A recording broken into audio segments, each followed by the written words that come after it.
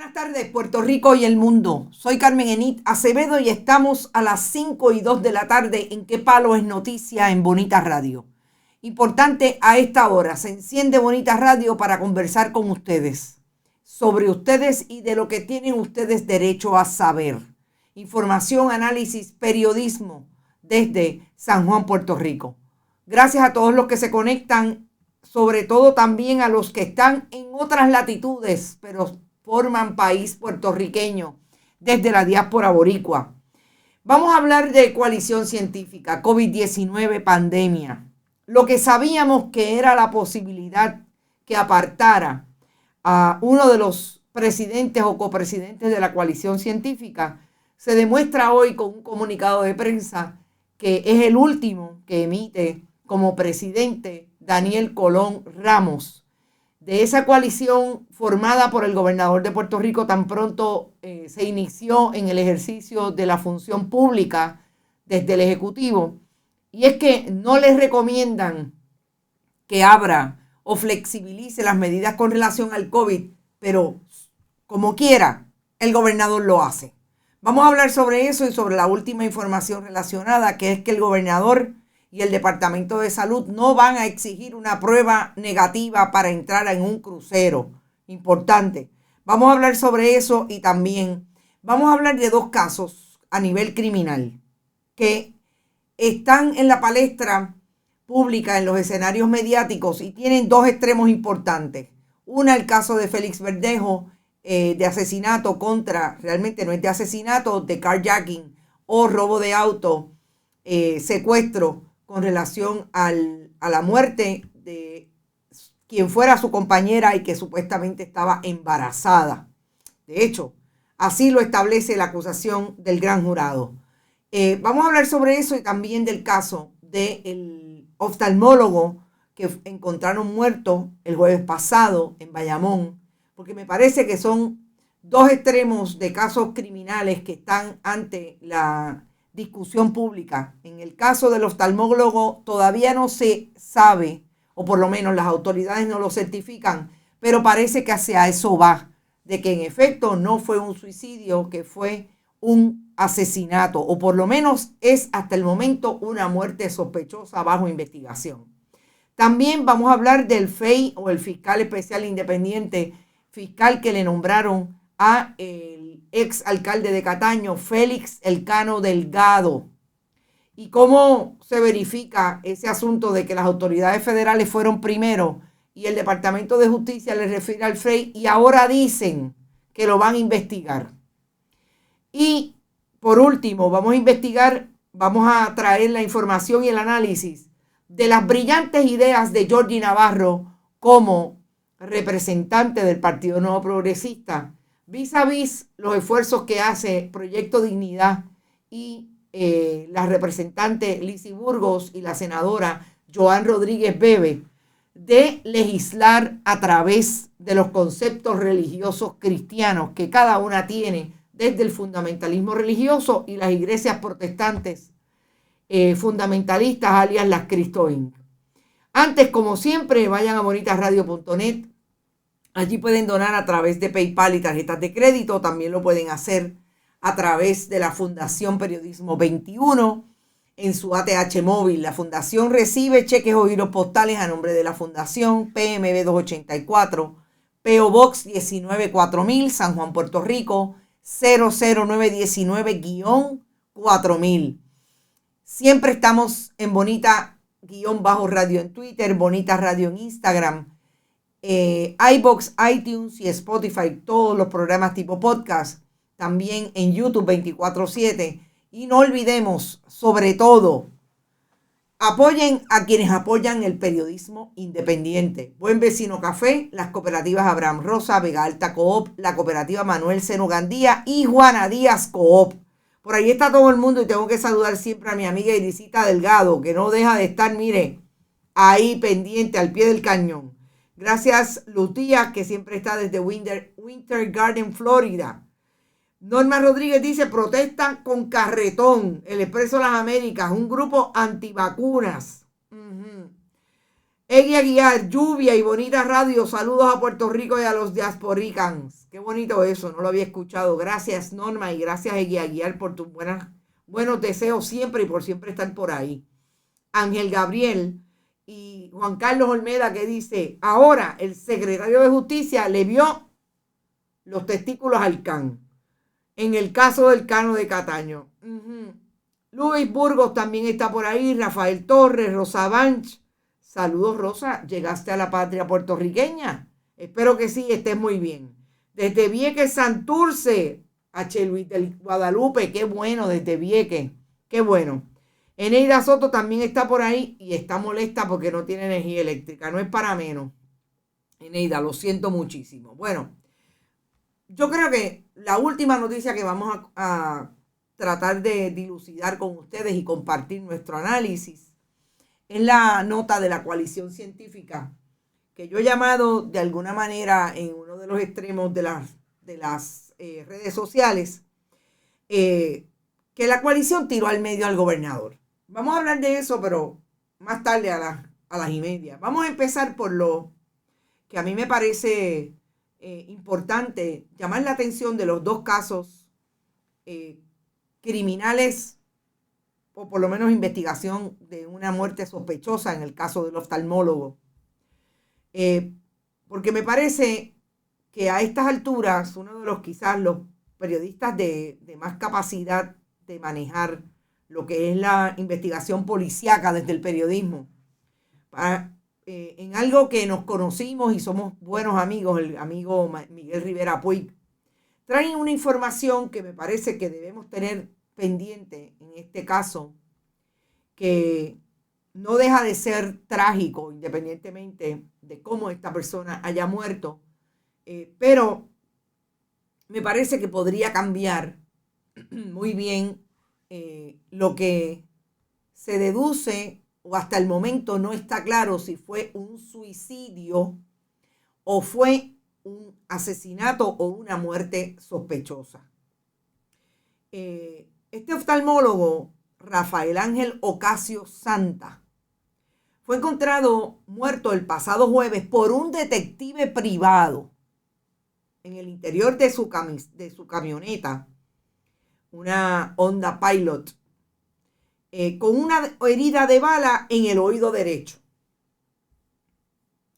Esto fue en la carretera, en un pastizal a orillas de la carretera número 6, cercana a la urbanización Villa España en Bayamón. Su oficina es cerca de este sector. En principio, me parece que el extremo de establecer apropiadamente que este cuerpo tenía un balazo en el oído derecho y se traiga la información de que esta persona es o era zurdo. Importante, porque así es como se van componiendo las pesquisas y sobre todo las pericias más técnicas y más circunstanciales a la hora de hacer un análisis de una escena. Este hombre, que como dije, no fue encontrado por la policía, fue encontrado por un detective privado que a su vez contrató la abogada de quien en este momento no era ya su esposa, porque se divorciaron el pasado mes de diciembre. Un divorcio en diciembre. Esta persona, hasta el momento, la información que se tiene, estaba todavía viviendo en la residencia de su ex esposa, y no es la ex esposa la que encuentra el cuerpo, lo encuentra el detective privado que contrató la abogada de ese divorcio, porque ella tenía información, o por lo menos sabía que esta persona no había llegado a su trabajo y sospechó, nos imaginamos. Importante al extremo. El divorcio en diciembre. Y hasta el momento, la única información que barajan las autoridades relacionada a quienes pudieron estar más o menos cerca es ese asunto de que es esta abogada, que no está identificada en la nota del colega, quien propone que ese investigador privado, que es un ex agente o un actual agente del NIE que trabaja como investigador privado, busque a esta persona y encuentran ese cadáver. Es bien interesante que a partir del pasado jueves son muy pocas las informaciones que se han ventilado públicamente sobre este oftalmólogo. Más allá, tenía 60 años, más allá de establecerse que era una persona muy querida por la comunidad de pacientes que tenía alrededor del municipio de Bayamón, porque aparentemente tenía una práctica ya de bastantes años en esa área. Y a mí, como siempre establezco, que me parece súper importante traer todos los extremos de una investigación criminal que puedan suponer por dónde van los tiros de las autoridades. A mí me parecería bien claro que en este momento las autoridades están centrados, además de las pericias técnicas, en lo que diga esa autopsia. Y según la información también del colega Miguel Rivera Puig, esa autopsia habría estado lista desde el viernes y hasta el momento las autoridades no han dado luz sobre esa autopsia. Sabemos que María Conte, la directora del Instituto de Ciencia Forense, es muy juiciosa, podríamos decir, a la hora de ofrecer información sobre los casos que están ante su consideración desde el punto de vista patológico, de patología, porque son investigaciones pendientes. Esperemos a ver qué dice la pericia de esa autopsia, pero a mí me parece súper interesante, o por lo menos que ustedes deberían saber cómo empezar a analizar esas informaciones que salgan. Claro, yo les recomendaría que pusieran como hacemos, o por lo menos como hace esta periodista, que pone todas esas circunstancias y no llegamos a conclusiones hasta que no veamos, por ejemplo, qué dice esa autopsia. Pero el extremo de ser zurdo y tener un balazo en el oído derecho me parece que es importante, porque que yo sea hasta un poquito difícil hacer así para, en el caso de que se haya pensado en el suicidio, esa sea una posibilidad. ¿Nadie lo reportó desaparecido? No, nadie lo reportó desaparecido. Hasta el momento, la única persona que lo buscó fue esa, supuestamente, su ex esposa a través de esa abogada, y buscaron a ese investigador privado. Está bien interesante. Otro extremo importante, como dice uno de ustedes, que no sé quién lo dice, creo que es Juan Carlos Olmeda, sería esa pregunta: ¿había algún seguro de vida involucrado? Ojo, ya se había divorciado. Si no había cambiado el asegurador, en el caso de que estemos pensando en quién pudo haber sido, eso es otro extremo. Todo eso es importante e interesante a la hora de hacer examen de este caso.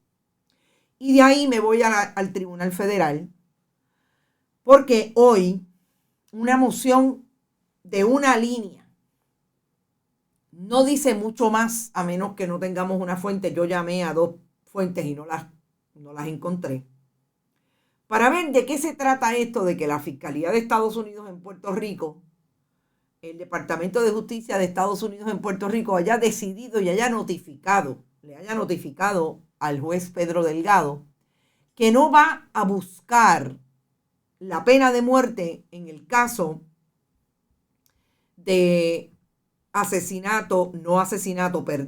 vuelvo, insisto, no hay asesinatos en el Tribunal de Estados Unidos en Puerto Rico, en la justicia federal. No va a buscar la posibilidad de pena de muerte en el caso de acusación por carjacking y el no nacido contra Félix Verdejo Sánchez y Luis Antonio Cádiz Martínez. ¿Esto qué significa? Y quien firma siempre, obviamente, es el fiscal Stephen Muldrow, que es el fiscal de Estados Unidos en Puerto Rico, pero ese caso está dirigido en términos de investigación y procesamiento por la fiscal Ginette M. Collazo Ortiz, y bajo la manga de Jonathan Gottfried, el director o el encargado de los crímenes de la División de Crímenes Violentos y National Security Division, exactamente Seguridad Nacional, de esa fiscalía en Puerto Rico, Jonathan Godfrey. Pueden haber pasado muchas cosas, pero yo pensaría, dentro de todo lo que se puede barajar en términos de si tenían o no prueba suficiente para ir a probar un caso de pena de muerte. No olvidemos que estos casos, primero se ve el caso, en el caso de que lo vayan a ver, se ve el caso en términos de las acusaciones, y una vez vengan esas acusaciones, entonces se va a un segundo juicio de pena de muerte.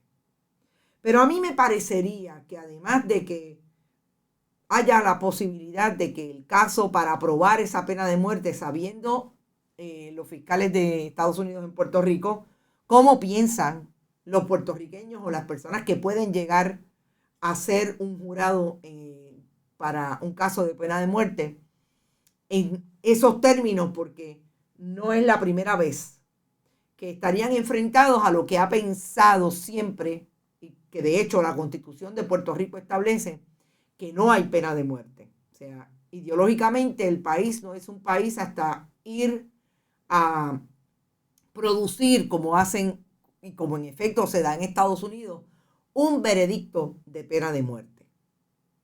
Por un lado está ese extremo, pero por otro lado está el extremo de que es posible de que tanto el acusado Félix Verdejo, el ex púgil Félix Verdejo, que era el compañero de Keishla Rodríguez, o por lo menos lo fue, esta joven de 27 años, que fue llamada por él, según la información que está hasta este momento, para dilucidar un asunto de un embarazo que ella tenía de él, supuestamente en complicidad con Luis Antonio Cádiz Martínez. Por lo menos esas son las acusaciones.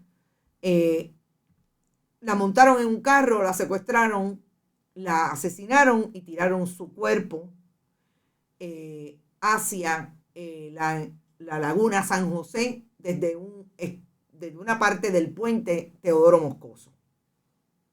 Es posible que esta gente se vayan a declarar culpable, y eso le elimina la posibilidad. Entonces, si están llegando o están tratando de llegar a un preacuerdo, empieza a haber una negociación, y lo primero que debe estar fuera de eso definitivamente es la posible solicitud de pena de muerte, si el caso se llega a certificar como tal. Así es que ahí vemos otra mirada que muy bien podría producir un análisis sociológico. Primero, desde el punto de vista de cómo la Fiscalía de Estados Unidos en Puerto Rico, bajo el gobierno demócrata, independientemente de que Stephen Muldrow sea un fiscal republicano traído por el presidente o confirmado, nominado por el presidente Donald Trump y confirmado por el Senado republicano, esté mirando el asunto de la pena de muerte en Puerto Rico. Pero nos podría sorprender igual que lo que esté ocurriendo en ese caso sea que esos dos acusados, sobre todo Félix Verdejo, a quien se asegura este co-conspirador fue el que lo trajo a la mesa de acusaciones o a la posibilidad y al escenario de acusado, cuando dijo que en efecto él participó de la conspiración para secuestrar a esta joven una vez la llamaran, etcétera, etcétera. Interesante, porque sabemos que Félix Verdejo ha dicho hasta el día último que lo arrestaron que se iba a defender de todas esas acusaciones, y trataba en ese interín de ser arrestado en agosto del 2021, mayo-junio del 2021, siempre trató de establecer que él no tenía nada que ver con este asunto. Ahí está la familia de Keishla Rodríguez, incluso estableciendo que qué bueno, porque ellos no querían la pena de muerte, sino lo querían vivo. Vamos a ver qué pasa con este caso, pero el nivel de exposición pública que ha tenido el caso de Verdejo, la manera en que se ha manejado el extremo de perspectiva de género. Fíjense que es un asesinato, una violencia contra las mujeres que va de la mano más tarde con lo que sabemos que pasa con el caso de el otro púgil que está acusado por Andrea Ojeda de violencia, y sabemos dónde está ese caso. Obviamente ahí no hubo un final trágico, desastroso, criminal como el caso de Keishla, pero también sigue siendo esa discusión pública de los casos de violencia de género y cómo terminan y cómo se da la discusión en el camino a que se haga o no se haga justicia. Dice Rafael Torres, un prometedor boxeador que tronchó su vida por llevar una vida sin disciplina y orden. Félix Verdejo es el prototipo del macho agresor, dice José Rodríguez. Qué bueno que sean hombres los que están haciendo estos comentarios, porque me parece que de eso se trata la educación con perspectiva de género. Que el género que puede proponer, en este caso un hombre que puede proponer ese nivel de violencia contra las mujeres, sepamos que de eso es lo que se trata, de esa figura y de esa construcción de macho que finalmente termina con la vida de una persona, porque la mujer se comportó de una manera diferente a lo que él creía y porque quiere tener control hasta de la posibilidad de que en este caso su pareja o su expareja tuviera o no tuviera un hijo. Interesante, y gracias a los dos por hacer esos comentarios y compartirlos con nuestra audiencia. Dice Héctor Iván, yo me alegro de que no se imponga la pena de muerte por parte del Estado, pero Verdejo merece que le pongan guindando la cabeza en un criadero de cocodrilos, ánguilas eléctricas, a rayo. A rayo. El asunto de la pena de muerte tiene, sobre todo, en medio de este tipo de casos, esa posibilidad de que haya gente que diga hay que matarlo. Yo insisto que eso es una discusión muy amplia y que el Estado no debería tener, por lo menos desde mi posición, la capacidad de asesinar a alguien por el delito cometido. Son demasiados los casos de injusticia.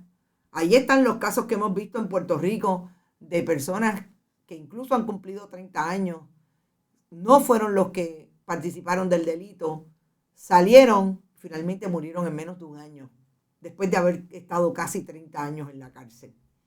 Tarde, todavía estoy en la fila del autoexpreso después de 2 horas. Ay, caramba, Yadi Carrasquillo, saludos. José Pepe y conspirador. El problema de ese caso también es la conspiración. Tienen un problema serio, así que vamos a ver cómo termina. Creo que le dio prioridad a los zapatos con la suela de goma para comprar. Ay, no, no entiendo el comentario, pero me imagino que están hablando de Pedro Pierluisi. Dice Lourdes Río que ya también se opone a la pena de muerte.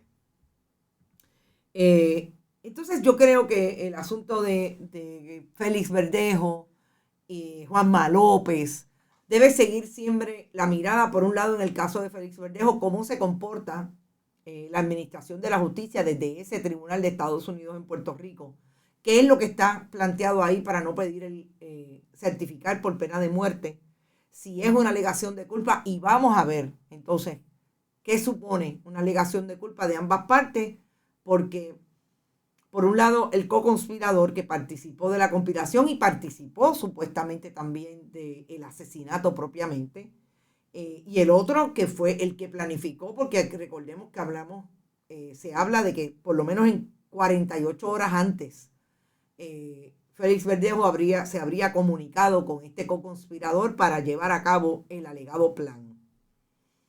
Y como en el caso de Juanma López, digo, es importante seguir insistiendo en que esto que está ocurriendo hoy, y que de hecho debo traerlo, aunque no le dije a Verónica para que hayan imágenes,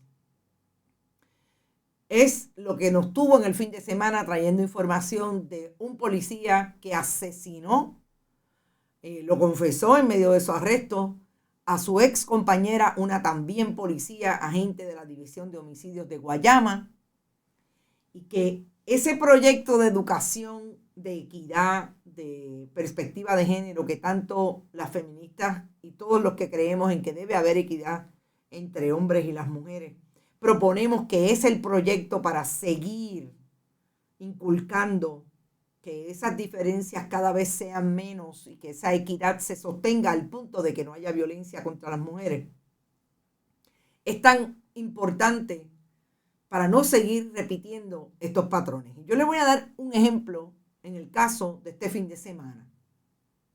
Es la primera mujer que muere a manos de la violencia de género. En este caso, un policía que era el ex compañero de esta mujer. A nivel de las redes sociales, yo leí un comentario de una persona que trajo el caso exclusivamente porque conocía a los dos policías, a la víctima y a su agresor. Y no hubo una pizca de contexto en ese comentario que no se relacionara con que estoy viendo cómo dos personas que yo conocí las encuentro en esta situación ahora. Una persona con conciencia de género, una persona con conciencia de lo que supone que este hombre llegó a la casa de esta mujer, que en medio de la agresión le disparó en 3 ocasiones, lo que ella pudo salir de su casa y llegar hasta la división de autopistas de Guayama, de Salinas, mejor dicho. Todo eso sin mencionar que el agresor aceptó y le dijo a las autoridades que había sido él. Claro, había toda la evidencia del mundo. Porque cuando usted no puede separar el grano de la paja, cuando usted no puede ver entre sus amigos la agresión y la violencia, esto es lo que ocurre. Menos mal que no dijo que me da pena con el que se va a coger la cárcel ahora, sabrá Dios por cuánto. Pero eso es educación con perspectiva de género. Eso es no posicionarte y no asumir una posición, en efecto, que pueda producir la empatía y poder tener la capacidad de seguirte educando para establecer que, en efecto, las diferencias que supone la crianza y la educación, en este caso en nuestra cultura puertorriqueña, ese patriarcado mata a las mujeres. Nada más con el testigo. Y a esta hora tengo que decir que estamos en Bonita Radio y que nos auspician Buen Vecino Café, las cooperativas Abraham Rosa, la cooperativa de Vega Alta, Juana Díaz Coop y Manuel Seno Gandía. Cada día la humanidad se nos pierde gota a gota, tiempos difíciles para nuestra juventud, dice Rafael Torres. La salud mental en la uniformada, en muchos no todos obviamente, creo que debieran asignarles anualmente estudios psicológicos. Ari Medina, gracias por tu comentario, no te había visto. Quiero que sepas que la uniformada se supone que tenga esas ayudas. Pero una de las cosas que está planteadas aquí, que hay que mirar puntualmente en el caso de Brenda Liz y su agresor José Velázquez, es que tenía una orden de protección. Esa orden de protección supuso que le quitaran el arma de fuego a él, pero también se la quita a ella. Y que después que se venció la orden de protección, no sabemos cómo, se le entregó el arma de fuego a él. Y no pasaron 2 semanas cuando fue el asesino. Te puedes imaginar los niveles de agresión que había en esa relación y que incluso una de sus amigas así lo establece en un escrito en las redes sociales. Y eso quizás también es parte de lo que me llamó la atención del comentario de la persona, que nunca pudo establecer que esta mujer amiga fue asesinada por su amigo, el policía. ¿Por qué no se cuestionan qué pasaba en esa relación, que cada vez que salían nadie podía establecer que ahí había una agresión? Porque yo le digo, una relación de 5 años, algo se nota de que una de las dos partes está controlando, está siendo agresivo con el otro. El control es violencia. El control es violencia, no nos olvidemos de eso. Hola a todos los bonitos, dice Edith Martínez Centeno, mi amiga Margarita. Saludos, Margie. Qué bueno que estás por ahí. El optómetra que supuestamente lo mandó a matar su ex. Edgardo, yo no digo eso, ya hablamos del asunto del oftalmólogo y oftalmólogo. Realmente son extremos que hay que ver, pero yo no, hasta el momento, si tú tienes información, déjame saber, pero todo lo que yo sé del Instituto de Ciencia Forense y de algunas historias que han salido relacionadas, no hay hasta el momento ninguna información que dirija a quién fue o cómo fue que murió esta persona, más allá de que tenía un disparo en el lado derecho. Sospechoso, claro, ya lo dijimos porque el hombre era zurdo. Nos fuimos de aquí y ahora vámonos a hablar un poco de lo que salió a relucir hoy cuando la coalición científica emitió un comunicado de prensa bastante largo, 5 páginas, que establece que el gobernador de Puerto Rico flexibilizó con 3 órdenes ejecutivas de enero del 2022 todos los extremos relacionados con las medidas de prevención con relación al COVID. Interesante que el gobernador no está en Puerto Rico, está en la reunión de la Asociación de Gobernadores. Y la coalición científica, de donde se va hoy es su último día, Daniel Colón Ramos, el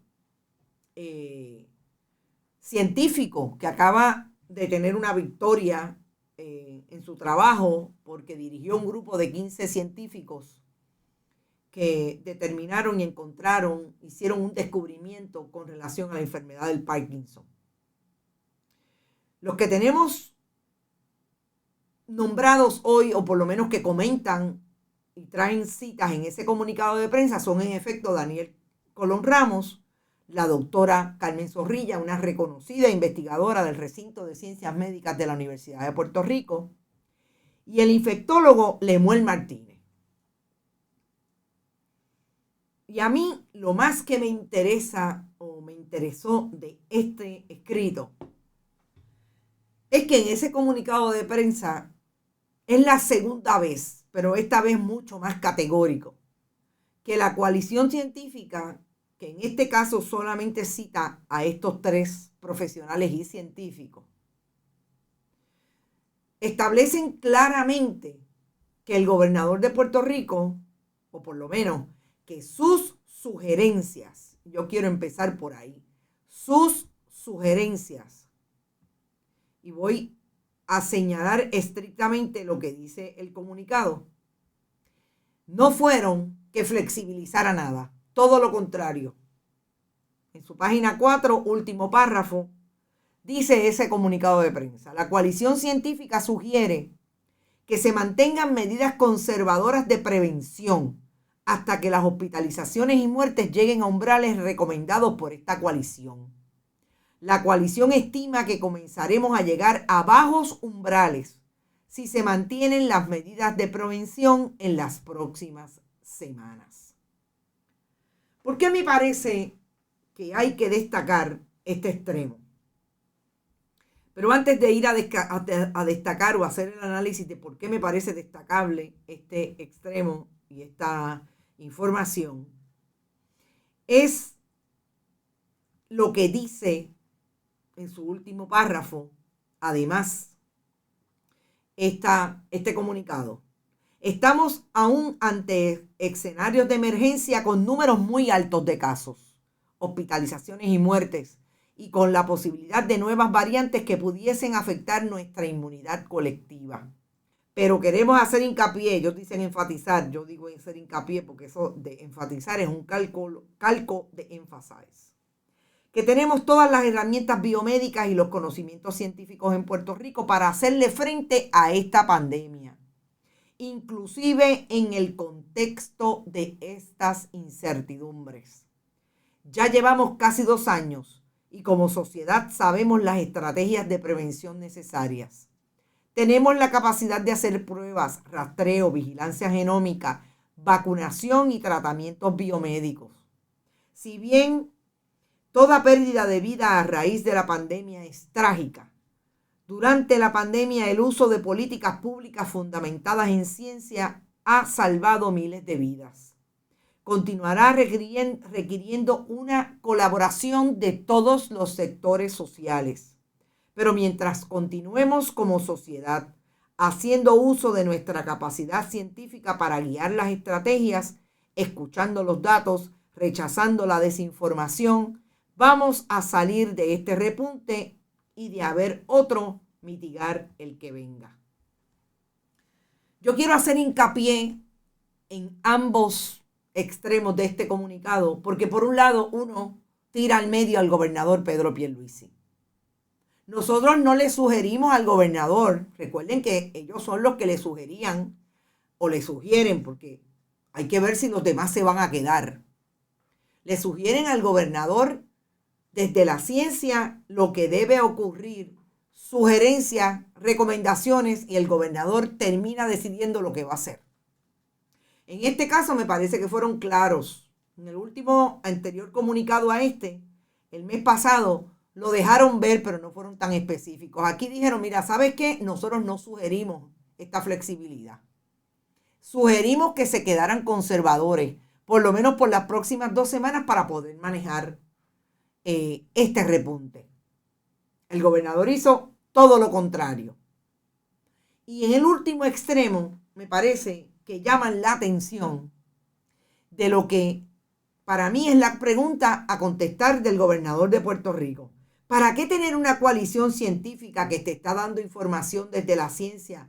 Porque usted entendió que la pandemia se maneja desde la ciencia, que la pandemia se maneja porque es un problema de salud pública, con lo que los expertos establecen que es necesario a base de sus investigaciones, de cómo ven que se está comportando el virus en el espacio en que están recomendando, etcétera, etcétera. Por lo que saben científicamente del virus a base de los rastreos y de la información que tienen de los hospitales. ¿Para qué tenerla si no le vas a hacer caso? ¿Para qué tener una coalición científica que se ha comportado hasta cierto punto conservadora? Esta es la primera vez que se atreven a decir así de claro. Nosotros no recomendamos, y eso fue lo que se hizo. Yanni Moreno dice, ahora vendrá Pierluisi a desmentirlo. Buenas tardes, ¿dónde está el secretario de Salud? Mirna Damaris Alemán, saludo. No sabemos. El secretario en el peor repunte del COVID, de la 5ª ola, de la 6ª ola, no sabemos. Tenemos un gobernador que lo que es un abogado decide, decide no hacerle caso a la coalición, y me pregunto, ¿qué hizo y recomendó? Si es que lo hace el secretario de Salud o hizo mutis. No sabemos, porque en esa coalición científica yo nunca he leído que el secretario del Departamento de Salud, Carlos Mellado, tenga una sola línea de un comunicado, y esa coalición está instituida desde mayo del 2021. A mi juicio, se fue rapidito porque sabe que en esas reuniones, esos científicos no iban a cargarle las maletas al gobierno de Puerto Rico. No me parece que es la actitud de Daniel Colón Ramos. No me parece que es la actitud de Carmen Zorrilla. Y en este caso el infectólogo, a quien siempre hemos visto llamando la atención en otros artículos, en otras presentaciones públicas, de que no podemos bajar la guardia con relación a los repuntes. Ese es Lemuel Martínez. No creo. Y yo creo que gracias por el pie forzado, porque esa es la otra línea que quería compartir con ustedes. Yo creo que los científicos vieron la escritura en la pared. ¿Cómo es que nosotros vamos a perder tanto tiempo que nos ha costado hacer tanto estudio, tanto trabajo, tanto esfuerzo que nos ha costado dentro de la comunidad científica tener la credibilidad que tenemos para venir a dejarla fuera porque el sector económico sea el que privilegie y el que decida desde el Ejecutivo lo que va a pasar con relación al COVID. No, más vale que lo dejemos claro. No olvidemos, aquí están representadas un científico de la Universidad de Yale, que independientemente que la Universidad de Yale no le haya dicho a Daniel Colón todo lo que hagas también es parte nuestra, está traído aquí por razón de que eso es un profesor de la Universidad de Yale. Un científico que hace esfuerzos científicos todos los años y trabaja en esa universidad. Atravesado está el nombre de la Universidad de Yale. ¿Cómo es? Y el repunte que está donde está, independientemente que, como ellos dicen, no solamente la comunidad científica ha sido asertiva en todas las posiciones, incluso públicas, y las posiciones de comunicación que ha asumido a través de múltiples plataformas, sino que la gente en Puerto Rico también se ha cuidado, porque si no, entre no cuidarse y tener la posibilidad de un ejecutivo que flexibiliza y flexibiliza por razón de que quienes mandan son los sectores económicos, definitivamente estaríamos mucho peor. Y yo creo que ellos también tratan de hacer ese balance. Pero en ese sentido, ¿quién le dice al gobernador? ¿Dónde está el secretario del Departamento de Salud diciendo, bueno, lo que pasa es que cuando hablamos con Azores, cuando hablamos con fulano, sutano, no olvidemos, el presidente del Colegio de Médicos también fue uno que dijo a principios de, a finales de la semana pasada, nosotros le decimos al gobernador, pero esas no son las recomendaciones que nosotros le hicimos. Entonces está poniendo difícil, sobre todo en los hospitales. Y lo tomó por sorpresa, le consultó al doctor Garastegui, neumólogo, no sé lo que dicen, pero el doctor Garastegui ha sido uno de los que ha sido bien puntilloso con decir que lo que están viendo científicamente y a nivel de las clínicas como médicos, no va, las medidas no van de acuerdo a lo que establecen, a lo que se establece desde la ciencia. Dice Luis Burgos, el problema es que aquí tan pronto ocurre una reducción de cualquier indicador, enseguida levantan restricciones en vez de esperar. Exacto. La doctora Zorrilla lo dice claramente. Y quiero ir al comentario de la doctora Zorrilla en este comunicado. Primero voy a ir al de el infectólogo Lemuel Martínez porque tiene tangencia con lo que dijo la doctora Zorrilla. Le exhortamos a la población que no interprete la baja de casos como indicio de que ya el repunte terminó. Exactamente lo que estás diciendo tú, Luis.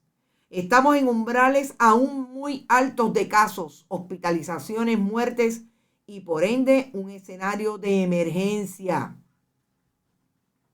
La doctora Zorrilla, le hacemos hincapié a la ciudadanía que el riesgo a complicaciones por COVID no es similar en todos los ciudadanos.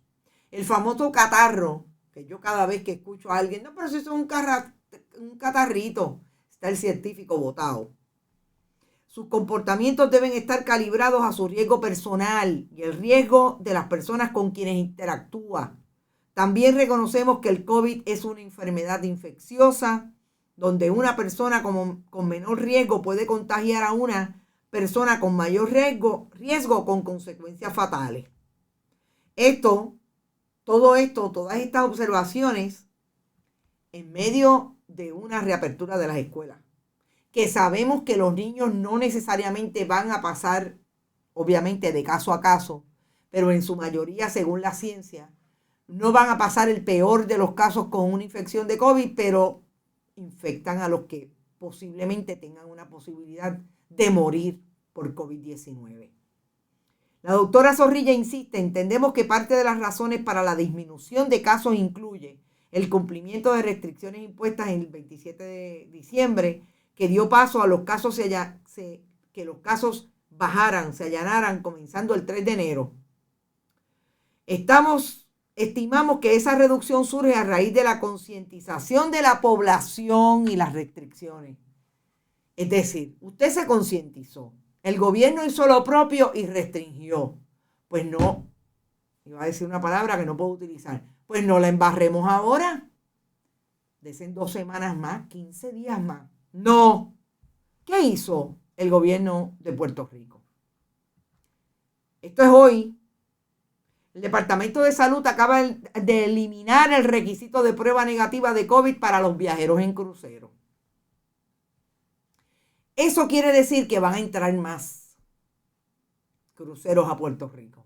Ustedes me pueden explicar cómo es que, en efecto, el criterio para las órdenes ejecutivas, el criterio para el Departamento de Salud implementar las medidas relacionadas con la pandemia están relacionadas con la salud del pueblo. La pregunta es, ¿cuál es el criterio que privilegia? Como parte de las flexibilizaciones de las restricciones por el COVID, el Departamento de Salud eliminó el requisito de prueba negativa del virus para los pasajeros de los cruceros con paradas de tránsito en Puerto Rico. Es decir, usted llegó porque el crucero llegó, usted se baja porque no le tiene que demostrar a nadie que tiene una prueba negativa. La medida daría paso al regreso de estas embarcaciones a la isla. Sabemos que en diciembre los detuvieron. La directora de la Oficina de Epidemiología de la agencia, Silvianet Luna, fíjense que no está hablando la epidemióloga del Estado, no, Melissa Marzán, advirtió que las paradas de tránsito se reanudarían una vez se renueven los acuerdos con las líneas de crucero.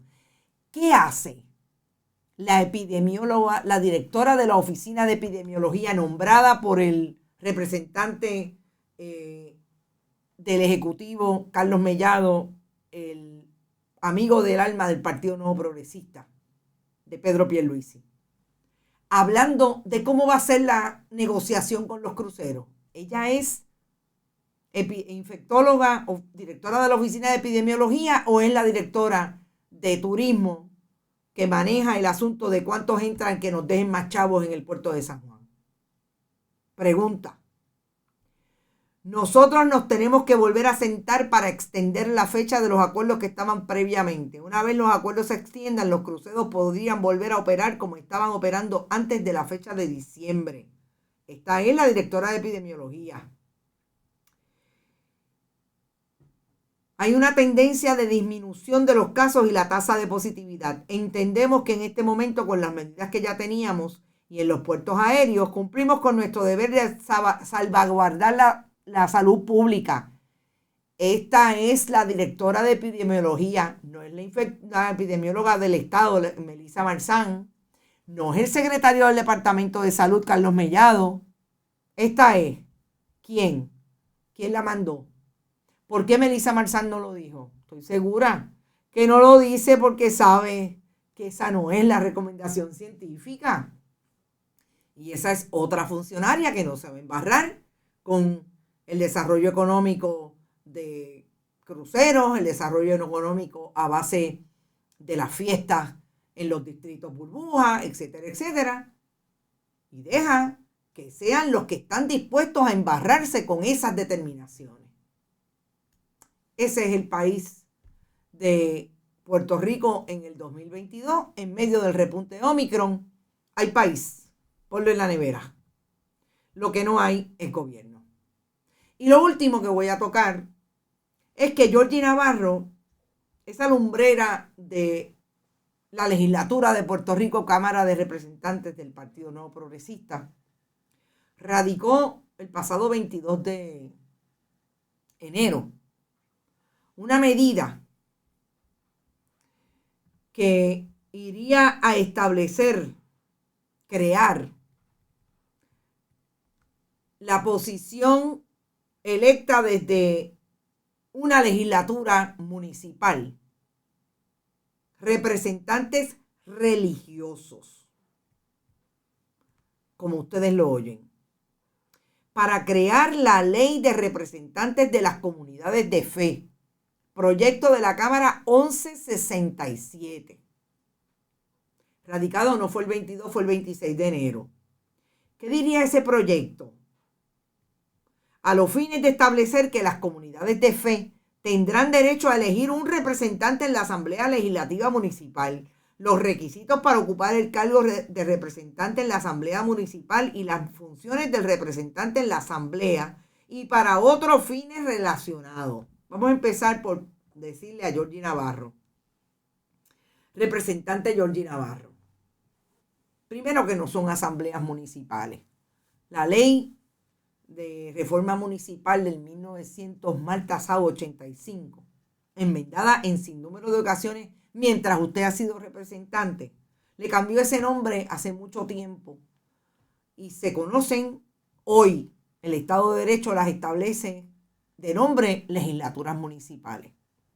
Segundo, la legislatura municipal se escoge por el elector en una elección municipal, en la papeleta municipal, de acuerdo a los candidatos que se hayan establecido, ya sea por una plancha que trae determinado partido político, como lo han hecho ustedes en el municipio de San Juan y en los municipios que son alcaldes del Partido Nuevo Progresista, y como lo ha hecho en algunas ocasiones una plancha que trae ese otro candidato del Partido Popular, Partido Independentista.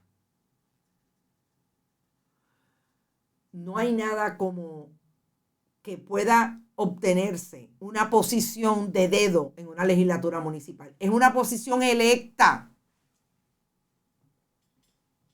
Es una posición electa. Ese es el último tema de hoy. Esos son los representantes, en este caso del Partido Nuevo Progresista. Ese representante que quería ser alcalde de Guaynabo y que se vende como que es el mejor representante que tiene ese distrito entre San Juan y Guaynabo del Partido Nuevo Progresista. Y que el favor del pueblo, ese pueblo que vota por él en ese distrito representativo, lo ha tenido por las pasadas 3 elecciones. Así las cosas, yo creo que dice Solimar, separación de iglesia y Estado, la manipulan como les da la gana.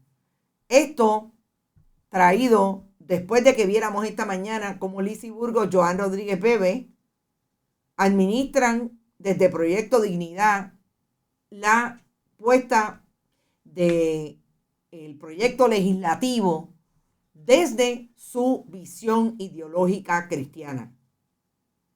Dios nos coja confesados. Nunca mejor dicho. No visito iglesia desde mi casa, no peco mejor entre nosotros y Dios. Exacto, solo lo hace para buscar votos. Importante en esa línea, esto es lo que está dispuesto a hacer el Partido Nuevo Progresista por tratar de pescar los votos que se le están yendo con Proyecto Dignidad. No es poca cosa. Por eso es que hay que seguir viendo de qué manera siguen comportándose los representantes y la senadora de Proyecto Dignidad, que ya sabemos que lo menos que tienen es un caso de ética por un caso que está a punto de ser un caso de corrupción. Vamos a ver cómo queda. De hecho, les informo que no contestan Lizy Burgos la petición de información de Bonita Radio. Nosotros nos fuimos. Recuerden, vayan a bonitasradio.net. Allí pueden programar su donativo a través de PayPal y tarjetas de crédito. Siempre pueden hacerlo también en la Fundación Periodismo 21 en su ATH móvil. La fundación recibe cheques o giros postales a esa dirección que tienen en pantalla. Gracias, siempre estamos, y pueden ir a Bonita Radio en Instagram, Bonita-Radio en Twitter, iVoox, iTunes y Spotify. Todos los programas, incluido el del compañero Rodrigo Otero Goico de deportes, están en podcast audios, podcast video y audio en YouTube, siempre 24/7. Gracias, Buen Vecino Café, la cooperativa Abraham Rosa, la cooperativa de Vega Alta, Juana Díaz Coop y la cooperativa Manuel Seno Gandía por auspiciar el proyecto de Bonita Radio. Nosotros nos fuimos. Recuerden, nos vemos mañana a las 11 de la mañana en Esto es lo Último. Habrá más noticias, más información, más análisis desde el periodismo. Que descansen. Hasta mañana.